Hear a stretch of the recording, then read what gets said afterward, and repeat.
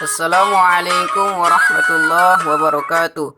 Al-Quran merupakan kitab suci bagi kaum muslimin di seluruh dunia, yang mana di dalam kitab Al-Quran tersebut terdapat beribu petunjuk dan pedoman hidup bagi orang-orang yang bertakwa. Namun, tahukah antum bahwa di dalam Al-Quran juga terdapat bacaan-bacaan yang istimewa? Penasaran? Yuk simak videonya sampai selesai, semoga bermanfaat. Sebagai pendahuluan, dalam membaca kitab suci Al-Quran, ada beberapa hukum bacaan yang asing atau yang istimewa, di mana cara membacanya tidak seperti pada tulisan dalam kalimat Al-Quran itu sendiri.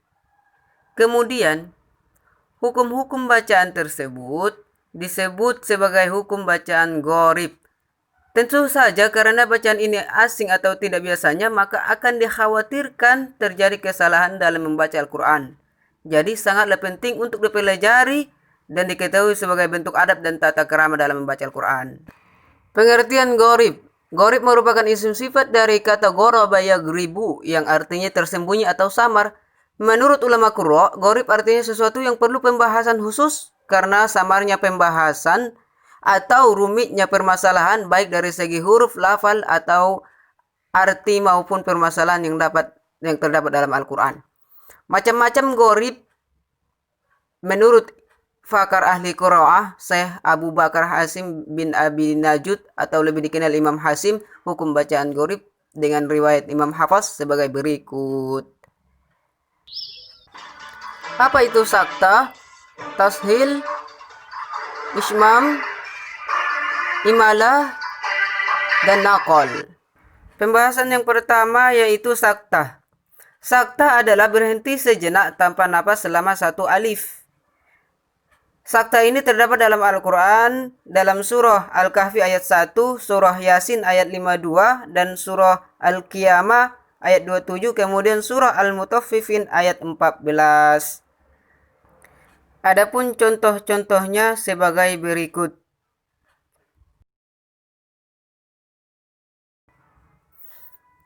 Contoh yang pertama dalam surah Yasin ayat 52.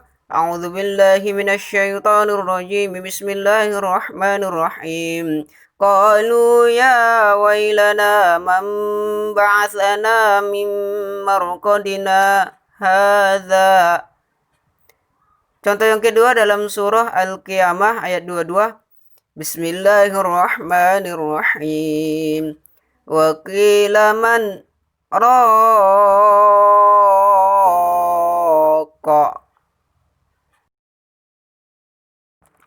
Contoh sakta ketiga terdapat dalam surah Al-Kahfi ayat 1.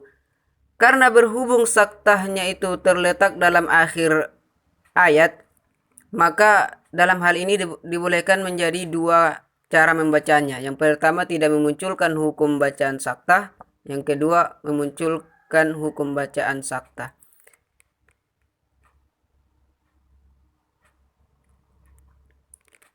Dan mari kita praktekkan hukum bacaan yang pertama atau cara baca yang pertama, yaitu dengan memunculkan hukum bacaan saktah.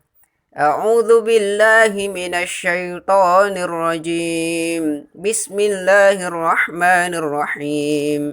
Alhamdulillahilladzi anzala ala 'abdihil kitaba wa lam yaj'al lahu 'iwaja. Qayyiman liyunzira ba'san syadida. Itu yang pertama. Sebenarnya ini kurang afdol karena kita melewatkan pahala membaca saktahnya.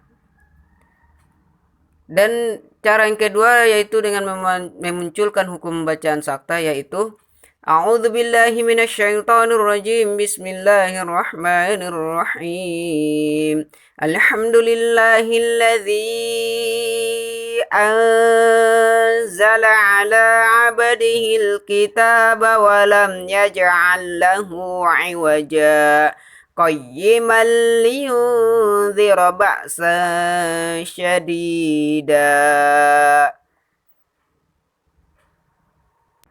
Contoh sakta yang keempat terdapat dalam surah Mutaffifin ayat 14, yaitu yang berbunyi A'udzubillahi minasyaitonirrajim. Bismillahirrahmanirrahim.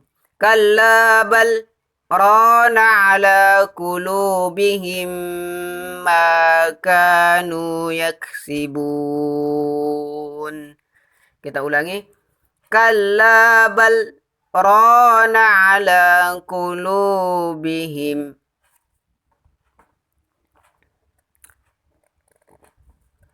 Pembahasan kedua yaitu imalah. Imalah secara bahasa yaitu miring atau condong. Adapun menurut istilah, pertama, mencondongkan bacaan harokat fathah pada harokat kasroh sekitar 2/3-nya. Yang kedua, memiringkan bacaan fathah ke arah bacaan kasroh atau memiringkan bacaan alif ke arah ya.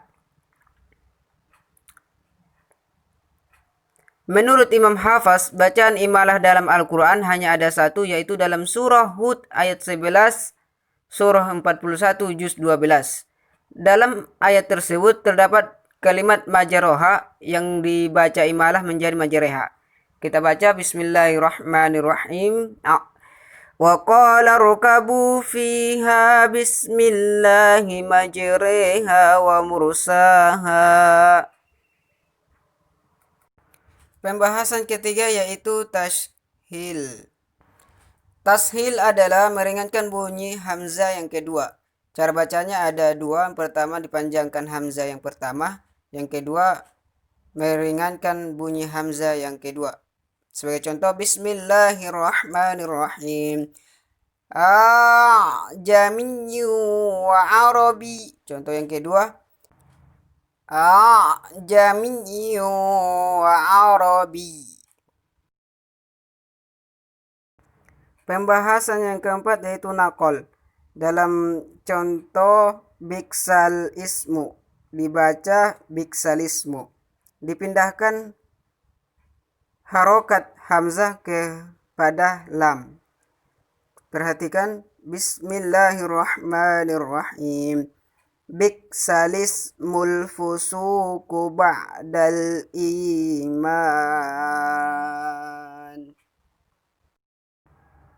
Pembahasan 5 yaitu ismam. Ismam adalah bibir monyong atau mencucu di tengah-tengah dengung sebagai isyarat bunyi dhamma. Asal kata la ta'manna adalah la ta'manuna.